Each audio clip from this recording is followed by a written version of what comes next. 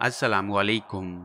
पेशे खिदमत है खौफनाक कहानी मुर्दा बदरू, एक जिम्मेदार की हवस का निशाना बनने वाली लड़की की कहानी जिसने भयानक इंतकाम लिया। फतेहपुर से कोच रवाना हुई तो मैं हिसाब लगाने लगा कि कोट अद्दू पहुंचने तक रात के 2 बज जाएंगे। उस वक्त 8 बज रहे थे और मैं यहाँ गल्ला मंडी से रकम की वसूली के लिए आया था।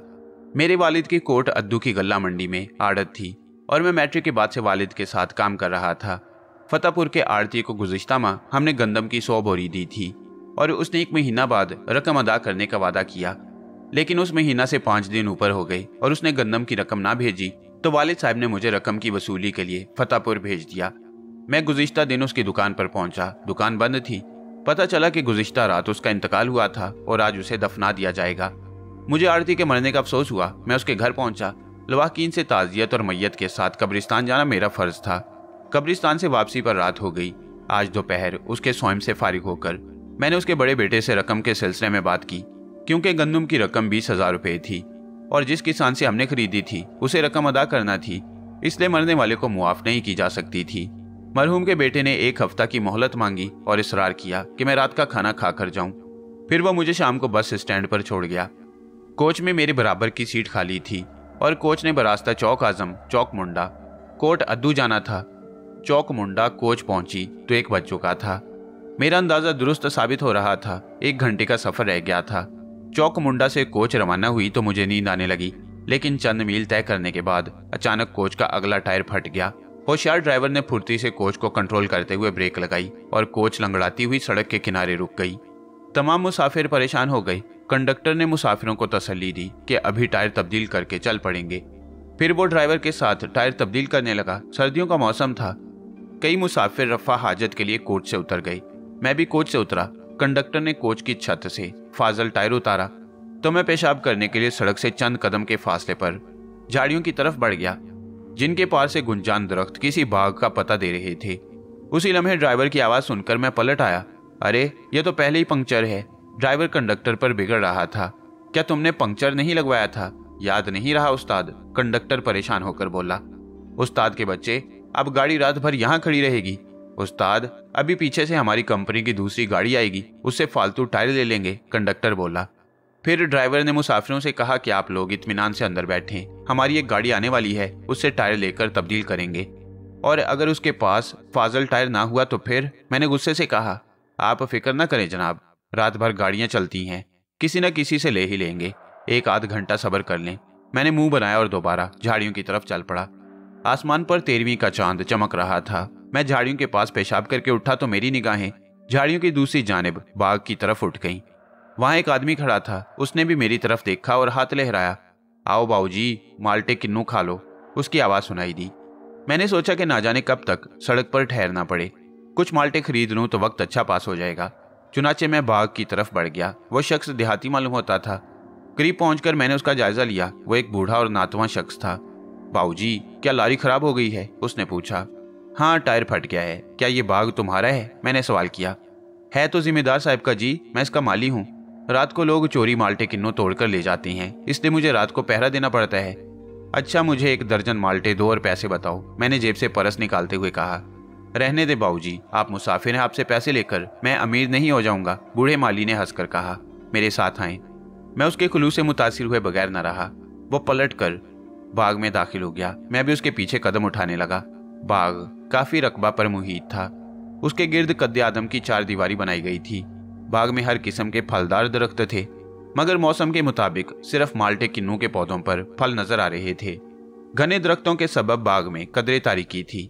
बूढ़ा माली मेरे आगे चल रहा था। 20-25 कदम चलने के बाद वो रुक गया और मैंने भी कदम रोक लिए। बाऊजी, यहाँ से जितने दिल चाहे फल तोड़ लें, वो एक पौधे की तरफ इशारा करता हुआ बोला। तुम खुद ही तोड़ दो तो मेहरबानी होगी, मैंने जवाबन कहा। नहीं, आप बेफिक्र होकर तोड़ें, मैं जरा आगे का चक्कर लगा कर आता हूँ, उसने कहा। फिर आगे बढ़ता चला गया। मैंने पौधे से चंद माल्टे तोड़े और जेबों में ठूंस दिए। ठीक उसी लम्हे मेरे अकब से आवाजें उभरने लगी। मुझे यूं लगा जैसे चंद आदमी बातें कर रहे हों। मैंने उस सिमत देखा मगर कोई नजर न आया। मुझे हैरत का झटका लगा। माल्टे चोरी कर रहा है कमबख्त। अचानक एक आवाज सुनाई दी। बचकर न जा सकेगा, दूसरी आवाज सुनाई दी और मैं घबरा गया। मुझे बोलने वाले नजर नहीं आ रहे थे, हालांकि उनकी आवाजें सिर्फ चंद फुट के फासले से उभर रही थी। माली बाबा, माली बाबा। मैंने खौफजदा होकर माली को आवाज दी, इधर आ जाओ बाबूजी, मैं यहाँ हूँ। बाएं जानिब से माली की आवाज सुनाई दी। मैं फौरन उस तरफ चल दिया, तब वो आवाजें बंद हो गईं। मैं नीम तारीकी में आगे बढ़ता रहा, लेकिन माली तक ना पहुंचा। 15-20 कदम चलने के बाद रुक गया। माली बाबा कहाँ हो? मैंने उसे आवाज दी, लेकिन उसकी तरफ से कोई जवाब न मिला। मैंने परेशान होकर उसे फिर पुकारा। उसी लम्हे मुझे पीछे से दौड़ते कदमों की आहटें सुनाई दी। यूं लगता था जैसे कई अफराद दौड़ते हुए मेरी तरफ आ रहे हों। मैं बौखला गया। पकड़ लो इस चोर के बच्चे को और मार मार कर टांगे तोड़ डालो, एक गजबनाक आवाज सुनाई दी और मैं खौफजदा होकर दौड़ पड़ा। साथ ही मैंने माली को पुकारा, माली बाबा, माली बाबा। उसकी तरफ से कोई जवाब न मिला।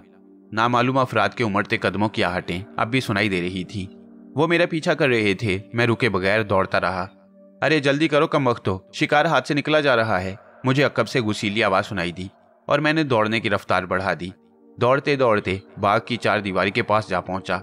वहां से बाहर निकलने का कोई रास्ता न था। मैं उचक कर दीवार पर चढ़ा और दूसरी तरफ कूद गया। दूसरी तरफ तारीकी थी।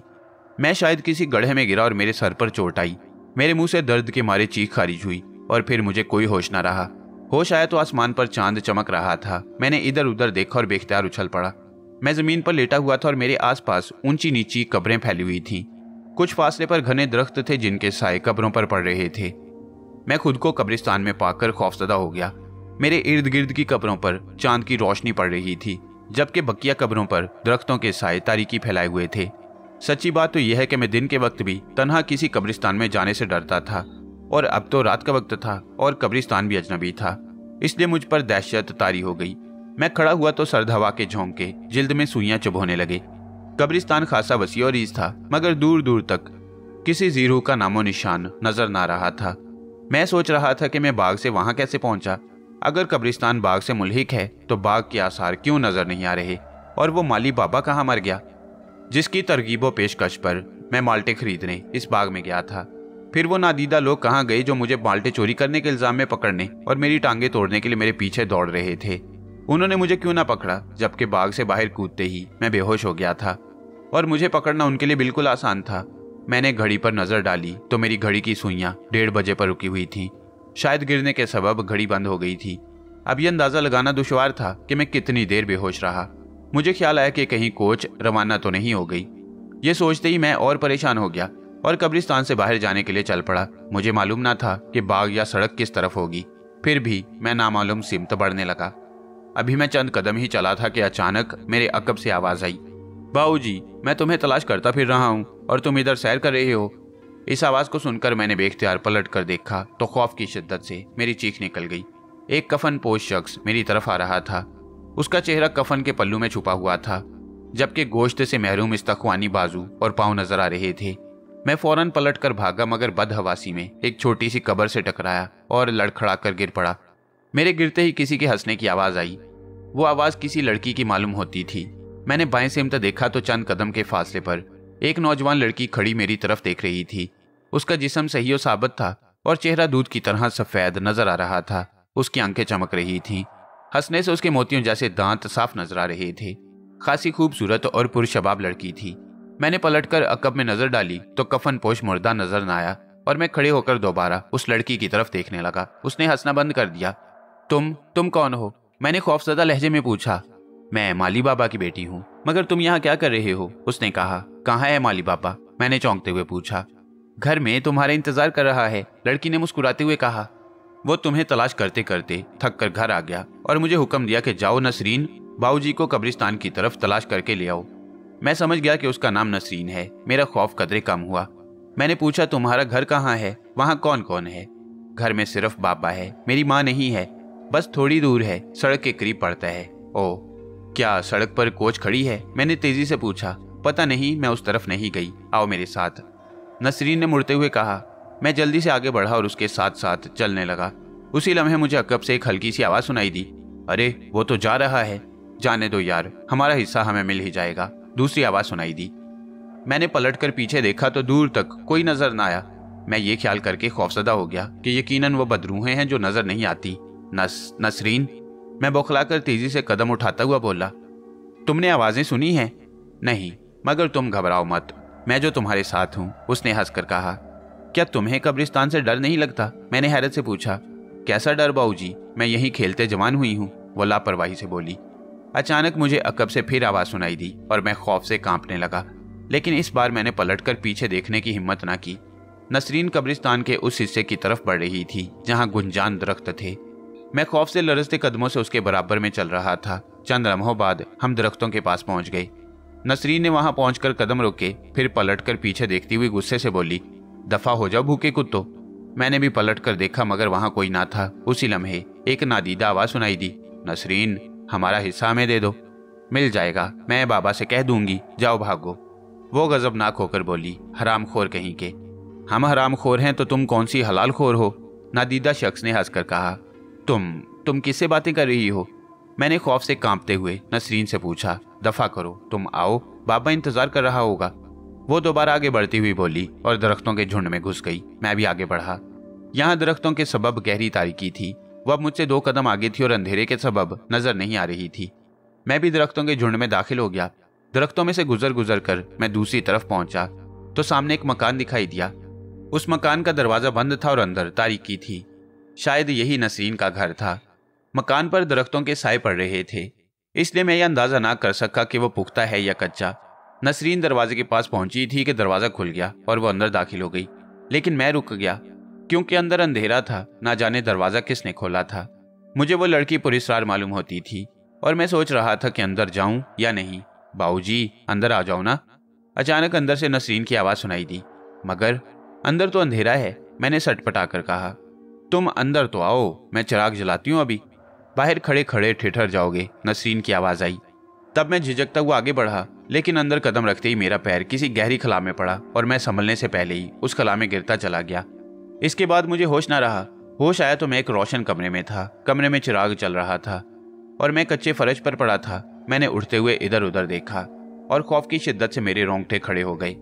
मेरे दाएं जानिब वही कफन पोश मुर्दा लेटा हुआ था जिसे मैंने कब्रिस्तान में देखा था, जबकि नसरीन उस पर झुकी हुई कह रही थी, उठो बाबा, बाबूजी आ गया है, देखो मैं इसे कितनी जल्दी तलाश करके लाई हूँ। उसी लम्हे बाहर से कुछ आवाजें आने लगी। यूं महसूस होता था जैसे कई औरतें और मर्द मिलकर शोर कर रहे हों।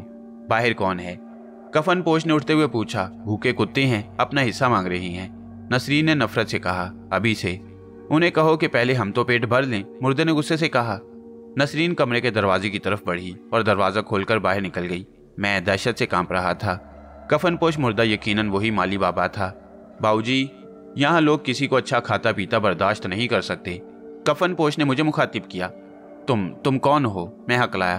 अरे साजिद बाऊ, क्या मुझे नहीं पहचानते? मैं वही माली तो हूँ जिसने तुम्हें मुफ्त में माल्टे दिए थे, मगर तुम तो मुर्दे हो। मेरे मुंह से बामुश्किल आवाज निकली। खौफ से मेरा हलक खुश्क हो गया। तो क्या हुआ? हूं तो इंसान ही ना तुम्हारे जैसा। वो खौफनाक आवाज में हंसा। मरने के बाद तो तुम भी मुर्दा कहलाओगे ना? उसकी बात सुनकर दहशत से मुझ पर लर्जा तारी हो गया। तो क्या नसरीन भी मुर्दा है? हाँ, वो मुझसे 2 साल पहले मर गई थी, मगर मैंने इसे इंसानी खून पिला कर जिंदा रखा। फिर मैं मरा तो इसने मुझे खून पिलाना शुरू कर दिया, मगर मेरे जिस्म पर से गोश्त कीड़े खा चुके हैं, इसलिए मैं तुम्हें मुर्दा नजर आता हूँ और नसरीन जिंदा दिखाई देती है।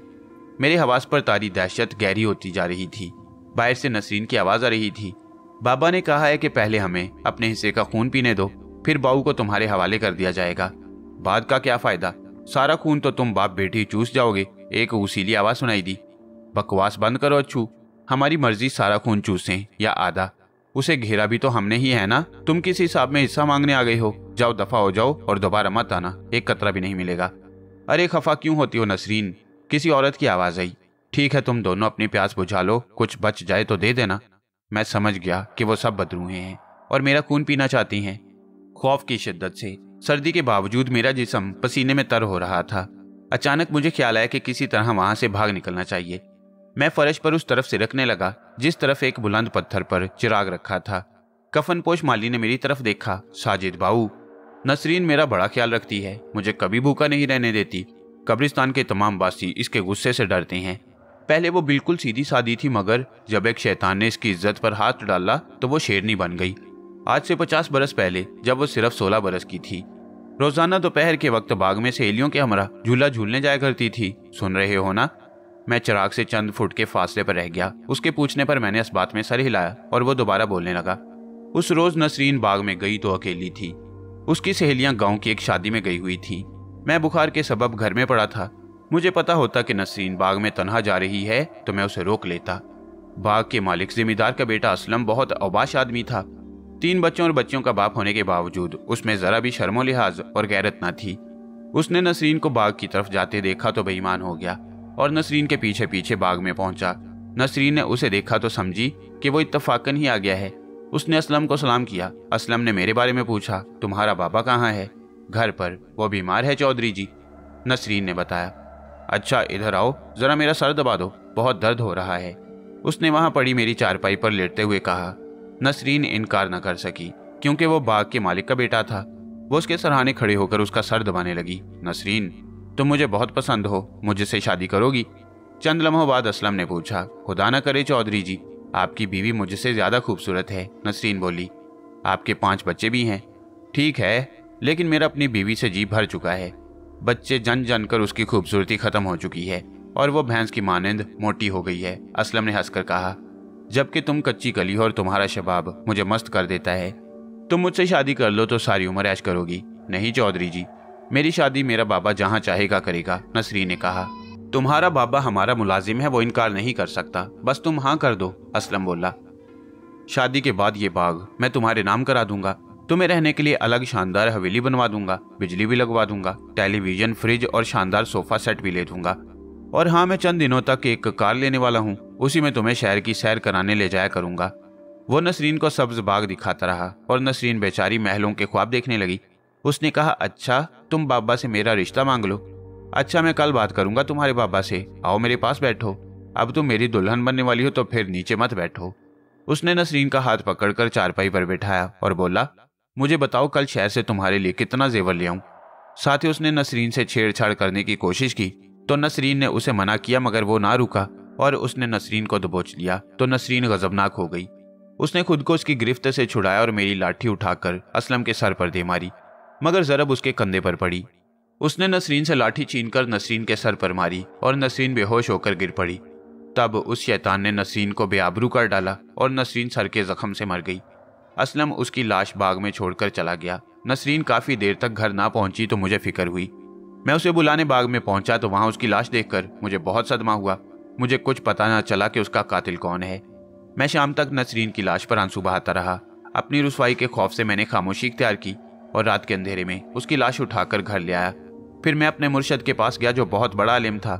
मैंने उसे नसरीन के मरने का बताया और उससे कहा, मैं चाहता हूँ कि जब तक मैं नसरीन के कातिल से इंतकाम ना ले लूँ उस वक्त तक के लिए नसरीन जिंदा हो जाए।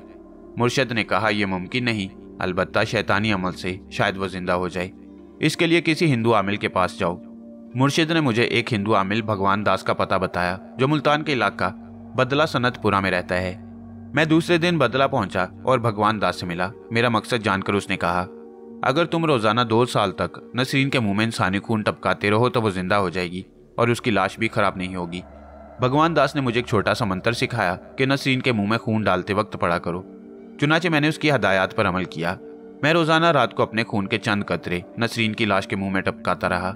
2 साल बाद नसरीन जिंदा होकर उठ बैठी। उसने मुझे बताया कि उस पर क्या बीती और किस तरह असलम ने उसे कत्ल किया। कातिल का पता चलने पर मैं गुस्से से दीवाना हो गया और इंतकाम लेने रात के वक्त असलम की हवेली जा पहुंचा।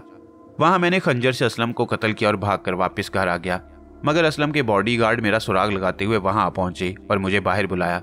जो ही मैं बाहर आया उन्होंने मुझे गोली मारकर हलाक कर डाला। मुझे खत्म करके वो चले गए तो नसरीन बाहर आई। मेरी सांसें अभी बाकी थीं। मैंने नसरीन को बताया कि मुझे किसने मारा और यह भी बता दिया कि मैंने उसे किस तरह खून पिला पिला कर जिंदा किया। नसरीन ने कहा, बाबा, जिस तरह तुमने मुझे जिंदा किया मैं भी तुम्हें जिंदा करूंगी। नहीं नहीं, मुझे अपना खून मत पिलाना, वरना मैं तुम्हें क़यामत तक मुआफ नहीं करूंगा। मैंने उसे नसीहत की। फिर मेरा दम निकल गया। नसरीन ने मेरी लाश को घर में ही गड्ढा खोद कर दफना दिया। फिर वह इंसानी खून की तलाश में निकल गई। तीसरे दिन उसे मौका मिल गया और वह चौधरी असलम के 5 साला बेटे को अगवा करके ले आई। उसने बच्चे को छुरी से ज़िबा करके उसका खून एक बर्तन में जमा किया। फिर मेरी लाश जमीन से निकाली तो मेरा गोश्त कीड़े मकोड़े खा चुके थे। उसने मुझे नहलाया धुलाया और कफन पहनाकर लिटा दिया। फिर मेरे मुंह में खून टपकाने लगी। चंद दिन बाद असलम के बच्चे का खून खत्म हो गया तो वह सड़क पर जाने लगी। वहां से रात के वक्त जो भूला भटका इंसान गुजरता उसे घेर कर यहाँ लाती और वो मेरे मुर्दे को देखकर दहशत से मर जाता। तब वो उसके जिस्म से खून निकालकर मुझे पिलाती। कभी कभी वो गांव का कोई बच्चा अगवा कर लाती। कभी दूसरे गांव से मेरे लिए शिकार कर लाती, खुद भी खून पीती और मुझे भी पिलाती। 2 बरस बाद मैं जिंदा हो गया। फिर हम मिलकर शिकार करने लगे। हमने एक एक करके चौधरी असलम के तमाम बच्चों को मार डाला और उनका खून पी गए। कब्रिस्तान की बदरूहों ने हमारा राज फाश करने की धमकी दी तो हमने उन्हें भी हिस्सा देना शुरू कर दिया। इस तरह वो भी इंसानी खून की आदी हो गई हैं, लेकिन हमारी तरह वो ना तो जाहिर हो सकती हैं और ना जिस्म तब्दील कर सकती हैं। ये खासियत सिर्फ नसरीन और मुझ में है कि हम जो चाहें शक्ल इख्तियार कर सकते हैं। चुनाचे कभी तो हम जानवर बनकर शिकार को घेरते हैं और कभी इंसानी रूप में। कब्रिस्तान की बदरूहें जब देखती हैं कि हमने किसी को शिकार किया है तो वो हमसे हिस्सा मांगने आ जाती हैं। नसरीन तो अड़ जाती है, लेकिन मेरे कहने पर उन्हें कभी थोड़ा थोड़ा खून चखा देती है। मैं नहीं चाहता कि कब्रिस्तान वालों से झगड़ा हो, मगर फिर भी खतरा रहता है कि किसी दिन वो सब मिलकर हम पर हमला न कर दें, क्योंकि नसरीन गुस्से की बहुत तेज और हिस्सा मांगने वालों को खरी खरी सुना देती है। अब देख लो, वो अभी तक उनसे बहस कर रही है। मैं कफन पोश मुर्दे की कहानी सुनने में इतना महव था कि मुझे ख्याल ही न आया कि मेरा क्या इरादा था। उसके खामोश होने पर मैं चौंका और दोबारा गैर महसूस अंदाज में चिराग की तरफ से रखने लगा। बाहर से आवाजें आ रही थीं। तुम बहुत बदतमीज हो नसरीन, बुजुर्गों का भी एहतराम नहीं करती। हाँ, नहीं करती, नसरीन की गुस्सीली आवाज सुनाई दी। कर लो मेरा जो करना है, किसी में हिम्मत है कि मुझे हाथ भी लगाए। नसरीन, जुबान मत चलाओ, हम जा रहे हैं, एक औरत की आवाज आई। फिर बाहर खामोशी फैल गई। इतने में मैं चिराग के पास पहुंच चुका था। चंद लम्हों बाद नसरीन अंदर आई और कफन पोश माली से हंसकर कहने लगी, बाबा, मैंने उन मुफ्तखोरों को भगा दिया है। गैरतमंद हैं तो दोबारा हिस्सा मांगने की जरूरत नहीं करेंगे। अच्छा किया तुमने। अब हम इत्मीनान से साजिद बाऊ के खून से सैराब होंगे, माली ने खुश होकर कहा। हाँ बाबा। नसरीन उसके करीब बैठी हुई बोली, तुम अपना हिस्सा पी लो, बाद में मैं पीऊंगी। कफन पोश मुर्दा उठकर मेरी तरफ बढ़ा, मगर जो ही वो करीब आया मैंने एकदम चिराग उठाकर उसके कफन से लगा दिया। फौरन ही कफन में आग लग गई। वो मुर्दा चिल्लाया और कमरे में इधर उधर भागने लगा। बचाओ, बचाओ नसरीन, मुझे बचाओ, उसने चीखते हुए कहा। तेरा सत्यानाश बाऊ, मैं तुम्हें जिंदा नहीं छोड़ूंगी। नसरीन चीखती हुई उठकर अपने बाप की तरफ भागी, जो बुरी तरह जल रहा था, मगर आग से डरकर पीछे हटी और गजबनाक अंदाज में मेरी तरफ लपकी। मैंने जल्दी से जलता हुआ चिराग उस पर उछाल दिया। नसरीन के रेशमी लिबास ने फौरन आग पकड़ ली और वो घबराकर इधर उधर दौड़ने लगी। उसी लम्हे जलता हुआ मुर्दा गिर पड़ा। नसरीन के लिबास में आग लगी हुई थी और वो बुरी तरह चीख रही थी। मैं तेजी से दरवाजे की तरफ दौड़ा और बाहर निकल गया। फिर मकान के बाएं जानिब वाक़े खेतों की तरफ दौड़ने लगा। नसरीन की चीखें मुझे सुनाई दे रही थी। मैं खेतों में दौड़ता हुआ सड़क पर आ पहुंचा। कोच वहां से चंद कदम आगे खड़ी थी। शायद उसका टायर तब्दील हो चुका था और बाहर खड़े मुसाफिर उसमें सवार हो रहे थे। मैं दौड़ता हुआ कोच के पास पहुंचा तो आखिरी सवारी चढ़ रही थी। मैं भी कोच में सवार हुआ और अपनी सीट पर बैठकर हाँफने लगा। उसी लम्हे कोच हरकत में आई और अपनी मंजिल की तरफ दौड़ने लगी।